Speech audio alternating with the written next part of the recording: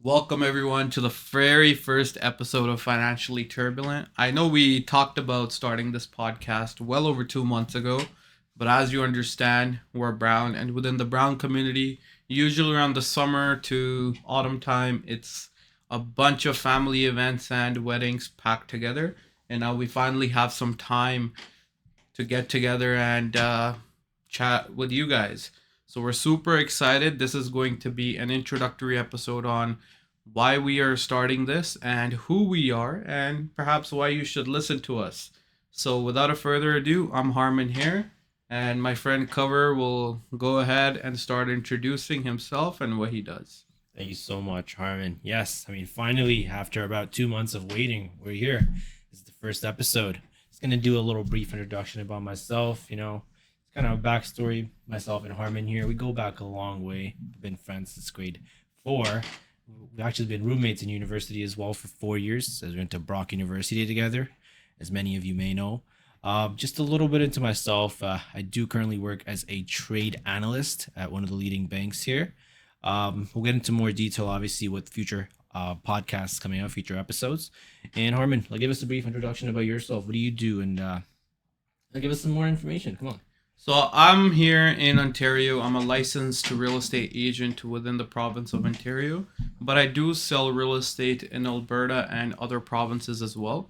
And I've been in this industry for the last 3 years, and over that time, I've been able to help a couple dozen families and first-time homebuyers get into their very first properties. And we'll discuss a little bit about how this career has given me opportunities and how you can perhaps get into the industry as well as covers industry. So I know a lot of you guys asked, hey, why did you name the podcast Financially Turbulent? So for that, I do believe Cover is gonna give you a very nice introduction to that name. For sure, Harman. Yeah, this name speaks for itself, right? Financially turbulent. If you look around us, we're all going through turbulent times. It'd be financially, emotionally, and mentally as well, because there's always that stress of money, right? So being in a time where we have rising interest rates, rising inflation, rising housing prices, you need to make some key financial decisions to set yourself apart from others that are lacking in terms of making poor financial decisions. So the name speaks for itself. Obviously, we will get into further discussion as to how you can help yourself and set up a financially secure future, buying the right tools or right assets that will allow you to earn certain terms such as compounding interest, dividends, to better yourself. And Harman, you have anything to add on there? Well, for the most part, you covered it all. But one thing I will add is that, where this podcast is meant to be a conversation between not only us, but you, the audience. Ultimately, we're two individuals in our mid 20s as well. And as we learn new things and we conquer new challenges in our life, we hope that we can share some of that knowledge with you. So perhaps some of you that are in your early 20s and maybe in your 30s and 40s, some of the key components of the finances that come with being an adult, we're here to help you, guide you through those challenges. So I know I just recently became a homeowner, and my friend here is also in the process of becoming a homeowner in the next 1 year or so. And this is something that comes with a lot of challenges. It comes with a lot of pre-qualifications, and a lot of people aren't aware of those challenges. And I, being in the real estate industry myself, and my friend here being in the stocks industry, I think we cover about 80% of the financial challenges and investment related challenges you will incur over the next, let's say, couple years in your life. So hopefully the things we discuss, the challenges we face, we're able to make that experience a little bit easier for you so you don't have to go through the troubles we do. And also, just to add on there as well, Harman, another thing, as Harman said before, we do have our social media where you can actually reach out to us with any questions or concerns you guys may have, or certain topics you want us to look into or discuss. And we can still go over those, right? As he said, this is just an open forum discussion, having obviously topics that we would like to discuss, but also we're giving you guys the opportunity to, present some topics to us so we can actually do our homework, come back with our findings, and use our knowledge and lay out our point of view for you guys. Yeah, definitely. And I mean, we don't know everything. We're learning every single day. And I hope that's true for you as well. But I'll get started by asking, how did you get into the current career path you're in right now, Cover? For sure, most definitely. Thank you for that question, Harman. Just to give you guys a little bit of an insight, so my father used to trade foreign exchange and stocks. At the time, I was 8 when I first discovered it. I just wanted to get to know a little bit more about it. Obviously, being 8, you don't really care at the time, nor is it that interesting to you. It wasn't until 12, 13 where I really started, digging into the stock market, just getting to know a little bit more about how the markets work. And that's really kind of what got my gears turning. And at the age of 15, 16, when I knew, what I wanted to do in grade 11 and 12, I took on my business courses, got a better understanding that, hey, this is my field. This is where I see myself, excelling in my career, building a career out of this particular field. And then I took on I went to Brock University to do my undergrad in finance. And right out of school, I knew that I wanted to go work in the financial sector, more preferably within the capital markets. That's currently where I am. But just to kind of get to that level, I had to take certain prerequisite courses, such as the Canadian Securities course. And also on top of that, I did also complete the Conduct and Practices Handbook course, which allowed me to become a licensed trader here in Canada.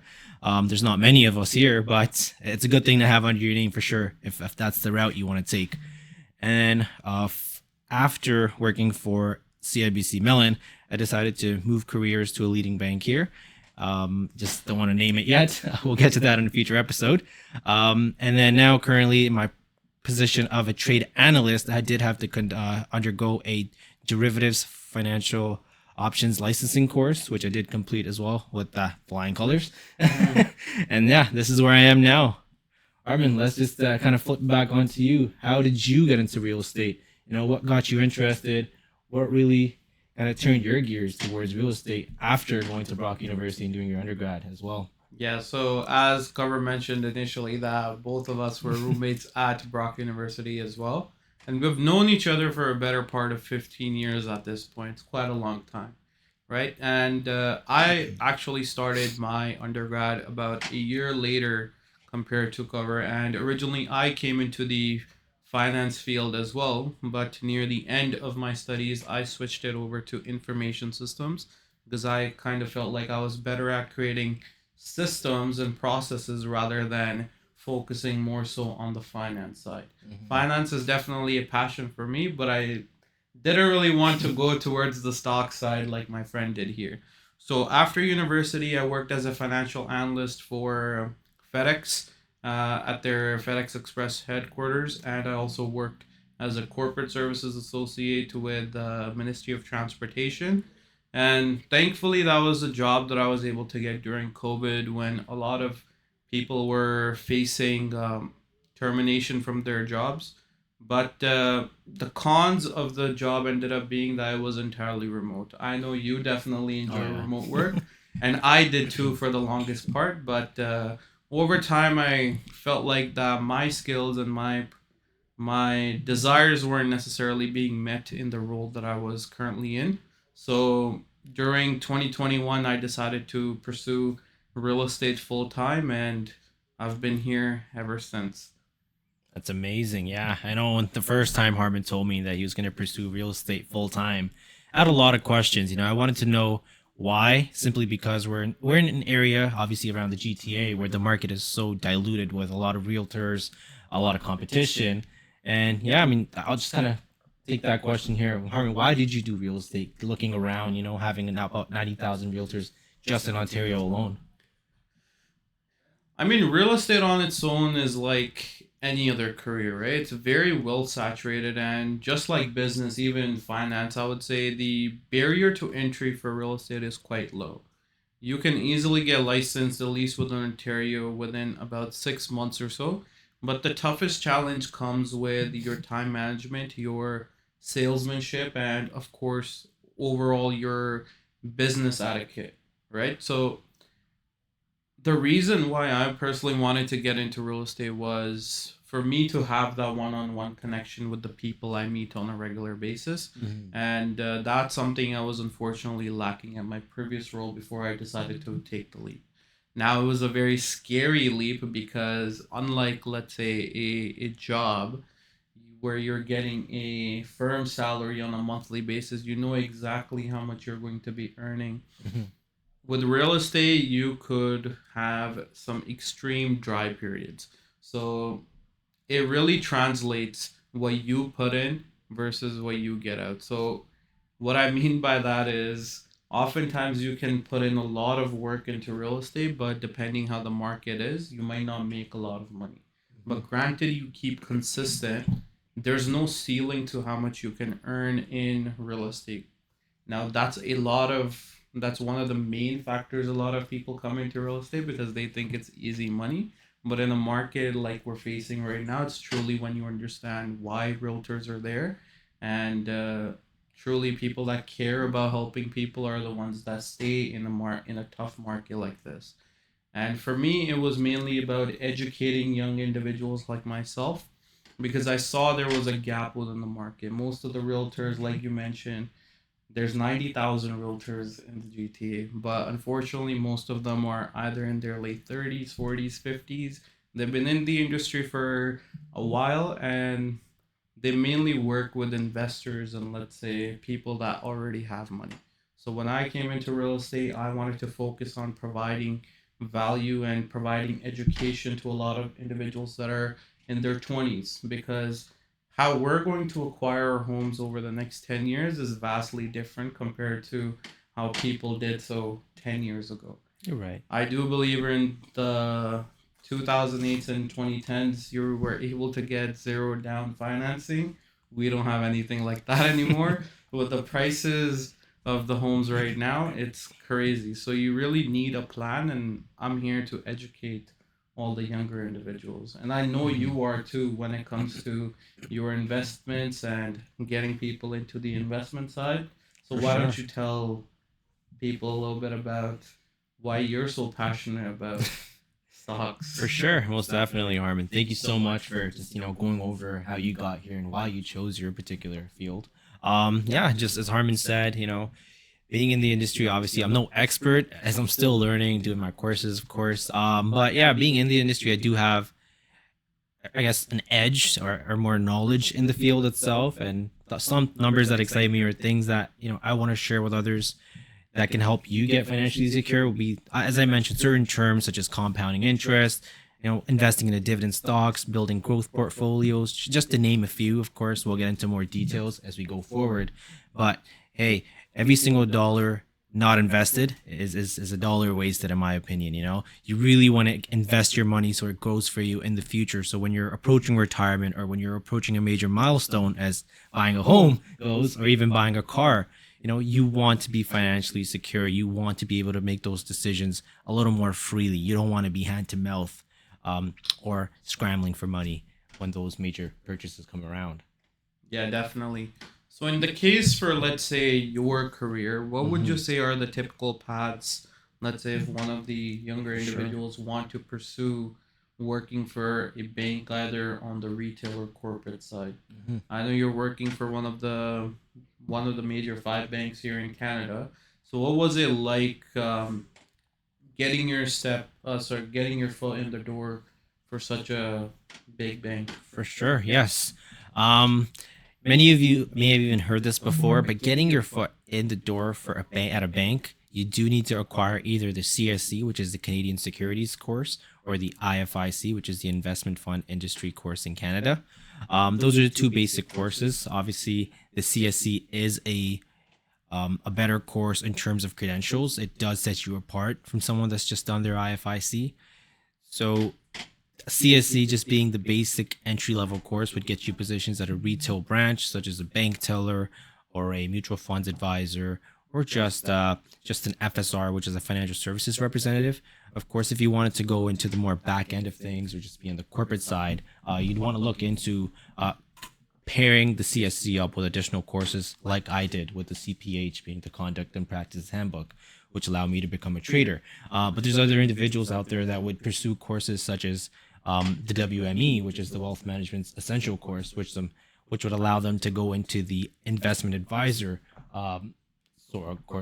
field of work. And then so there's a career map on the Canadian Securities Institute, the CSI website, which gives you an overview of the financial sector, primarily to do with banking and the different types of positions you could hold with the number of courses that they have to offer. And they're the only institute currently within Canada that offer courses that directly allow you to work at a bank. And I believe, especially for CSC, they have a roadmap set up on their website, correct? That's a good thing you said, Harman. Yes, they do have a roadmap. So it ranges from over 100 career options that you can click on. And then the moment you click on the career option, it actually portrays a full map of courses, the length of those courses, and the passing marks that you would require to get to that end level position. Yeah. And obviously industry experience does get counted as well, so it does give you an overview of what positions may count towards that final end goal that you may have. Makes sense. So when it comes to, let's say, your career, what are some of the challenges you face on your job on a daily basis? What would you say are some of the things you enjoy?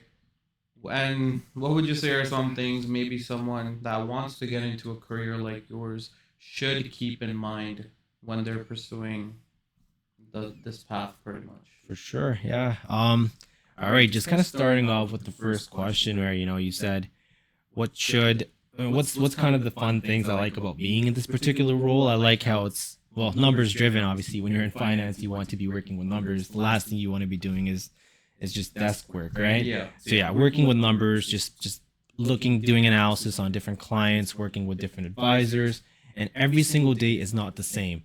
I know it kind of goes in hand with your field as well. Yeah. Not every single client is the same. Exactly. So just kind of having a different day every single day, it's something I look forward to. It makes me excited to go to work and go online. Because I say go online because I work from home. Yeah. But go online and obviously it's one of the perks. That's one of the perks, obviously, being a remote worker. But yeah, so that's something that I really enjoy about being in this particular sector. And then for someone that's not, I'm sorry, there was another question you said for someone that's... So what are some things that someone that's looking to get into this field should keep in mind?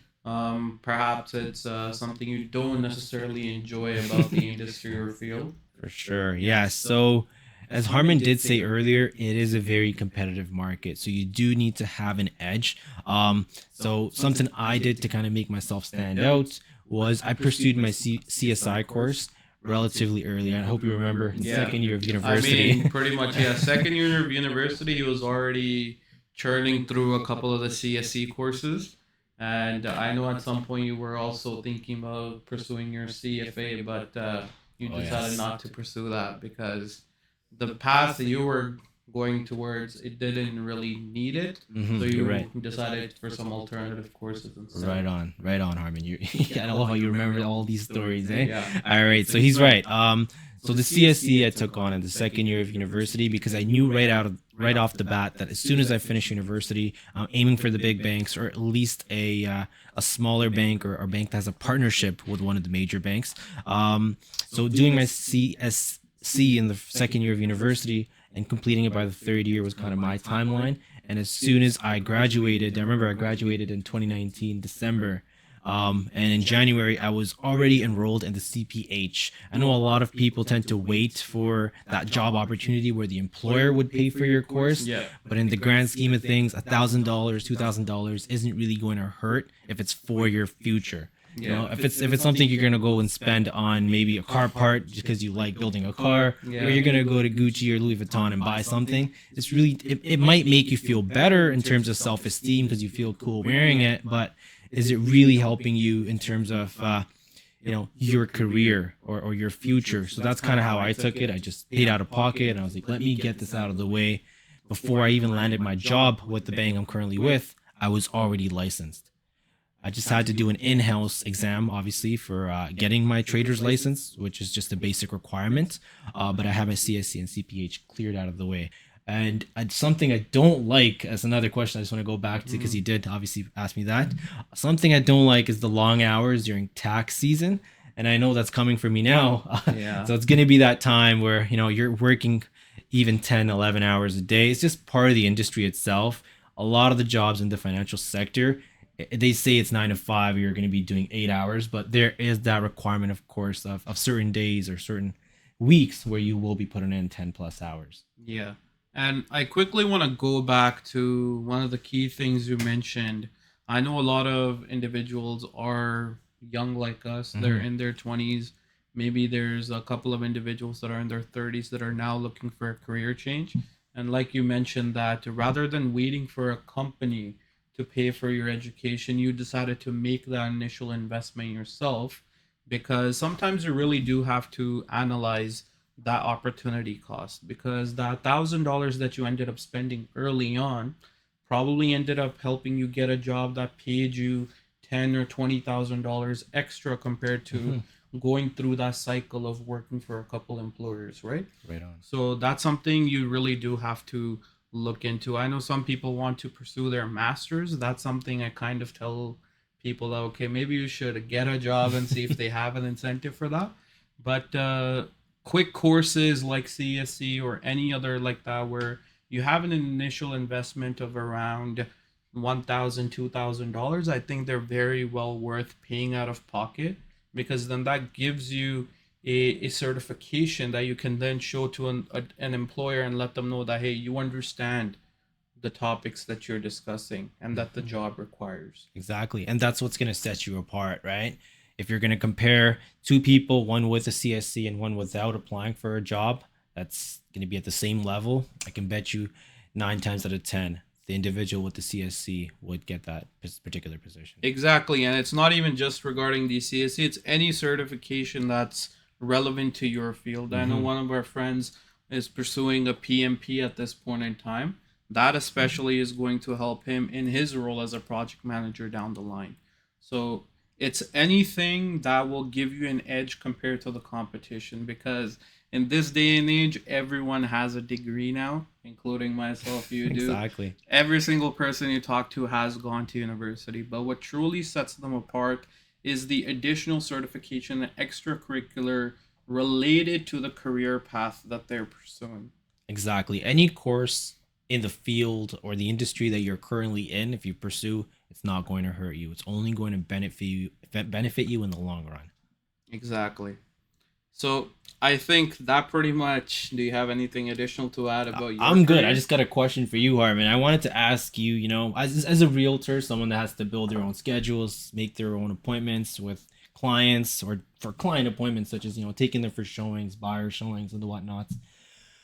Meeting a mortgage agent, for example. Mm-hmm. What's kind of a day to day for you like, and what do you like about this field? I know you kind of touched on that already, helping Yeah. everybody that's kind of your age or people that are older than you or younger than you, pointing them in the right direction. What's something you dislike as an agent, or put some more need some more information on that. So for real estate, the biggest challenge and what I don't like about real estate is partly what I also do like about real estate as well. It's kind of a double-edged sword, because when you're a business, which is what you are as a realtor, you're accountable to yourself. You're Mhm. accountable to your business. So while it gives you the freedom to not have set hours, not have commitments like everyone else, that hey, I need to be at work at 9 a.m., I need to leave work at 5, and I have to do that for sure, otherwise my pay is getting docked. Real estate's really about what you put in. The more work you put in, chances are you'll get a better outcome, Mhm. right? But what that also comes with is that you have to be accountable to yourself. So oftentimes it's very easy to get sidetracked as a Yeah. realtor. You could be like, okay, hey, I don't want to work today. You don't make those calls that you need to make on a daily basis. You don't have the conversations that you need, because ultimately that's what gets you more connections. And then you can potentially get a new client out of that, right? And who knows, maybe 6 months, 1 year, 5 years, 6 years down the line, that individual that you met today could end up leading into a deal. And that's ultimately how you earn money as a realtor, right? Mhm. If I don't provide you value, I don't provide you enough information to make a house and for you to feel comfortable enough to work with me, I don't eat, You're right. right? So with real estate, it's great to have the freedom, but the challenge every day for me, and I know for a lot of realtors, is mainly getting to work on a daily basis, making sure you're making the calls, making sure you're keeping accountable. Hmm. There's a bunch of different things that you have to manage as a realtor because you're a business, right? You're right. Not only do I have to make the calls, I have to make sure my deals are on track, all the admin work is kept in good order, all the future planning. Let's say if I'm working with real estate builders, I have to make sure I'm meeting with them on a regular basis, learning about the market. I have to keep my marketing in order because unless people know about me, Hmm. no one's really going to feel comfortable enough working with me. And with the addition of social media, as much as it's made things a little bit easier, it's also made them more challenging because that's another avenue you now have to take care of. Not only do I have to be good at being a salesperson and being a personable individual, I now have to be good at marketing and social media, You're right. right? So it's a lot of hats that you're technically wearing when you're a real estate agent. But granted, you put in the work, it's a very, very lucrative industry to be in. I know there's a lot of competition, but the key thing to keep in mind is if there's 90,000 agents here in the GTA or in Ontario, more than 50% of them are not doing a deal because they're simply not accountable to themselves, You're right? right. I'm thankful enough to be in probably part of the top 5% over the last 3 years. So hopefully I'm getting into that top 1% as well. That's some good news, and that's a lot of good takeaways that you've provided for someone that's looking to enter the real estate field, or at least has an interest in real estate. Yeah. Hmm. I know it's a lot of people get attracted to the money, and that was definitely the case for me to an extent. But being exposed to real estate through my family and through your family, I know we have a very investor focused family. So our parents have been in real estate investing for a very, very long time. So I thankfully had that exposure. So for me, it was more about educating the younger generation that didn't have that kind of privilege, so to say, right? So that was the key motivator for me. But I know a lot of younger individuals, they see the realtors with the great cars, they see You're them right. with the fancy houses, watches, suits, and that's definitely true. But you have to keep in mind, not all of those realtors make it. And the realtors that do have it, it took them 5, 6 years to build a proper business because like I mentioned, as a real estate agent you're a business, right? And it took them a while to get to that point where they can finally enjoy their money because with real estate you don't have a set paycheck that you get, right? A lot of people will see the big 20, 30,000 dollar paychecks, but you have to keep in mind if you sell a house today, you don't get paid for it until the house closes, which can be 2 months, 6 months, 8 months, sometimes 1 year from the time you sold the house. Mhm. And even before that, you don't know how long it took to actually convert the person into a client that bought the Yes, you're house. right. Sometimes that's a journey for 5 years, sometimes that's a journey for a week. So there's a lot of variability. But like I mentioned, the more work you put in, the better your chances become. That's really good what you say. Yeah, you're right. With your industry, it's more like prospecting to turn someone, that's just a stranger maybe, or a door or a cold call or a door knock into an actual client. Yeah. And then, showing them properties, which could be maybe a month or just a day, who knows, right? And then finally converting that into an actual deal. You're right. With your industry, it's a little hard. People get attracted to the money. They see these, realtors driving in fancy cars, the BMWs, the Benzes, but they really don't understand the hard work that goes behind getting to where they are. Yeah. So it's a really good point that you kind of point there, Armin. I mean, it's one thing I always take the time and appreciate any kind of job someone's doing, right? Hmm. Because as a third party, it's often easy to assume that another person's having an easy job, right? You're right. I know some people talk to you, they're probably like, hey, you work remote, you maybe answers emails here and there, and the rest of the day you're chilling, right? But only Hmm. you know how much work it took to get to that level and what kind of stresses you have to deal with and the fires you have to put out on your job, right? Exactly. So I it's my personal goal to always appreciate the work the other individual is doing. And it's kind of the same with all industries, I would say. It's not just real estate. Even if you're starting out in a 9 to 5 in a corporate environment, you're not going to get the first job that's going to pay you those 6 figures, right? Yeah. That's kind of what the goal is for someone that's in their early 20s to get there before 25. But it's really just taking those steps now to get to where you want to be before you hit that age mark. For example, if it's 25 for you, maybe it's 30 for you. So it's really just kind of laying out your foundation now to get to where you want to be. And then you get to reap the rewards of all the hard work you've put in. Yeah, for sure. So in this case, why don't we go ahead and discuss a little bit about what the ultimate goal is for this For podcast sure.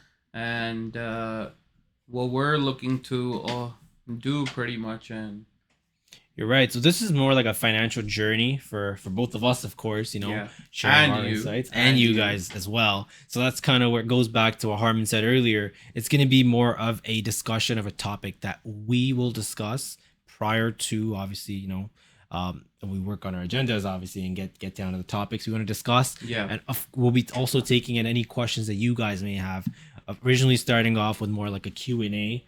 Maybe the last 10 minutes of the podcast would be a Q&A where we'll focus on any questions you guys have. Eventually, we'll be shifting focus towards taking certain topics that you guys may have and then basing our whole episode around those particular topics. yeah. So I know, like I mentioned before, I think we have a very good understanding of what's going to happen on a day-to-day basis, at least in the Canadian economy, and to an extent the global economy as well, right? Because you understand it from the stock market perspective, which is global, and I also understand it from the real estate market.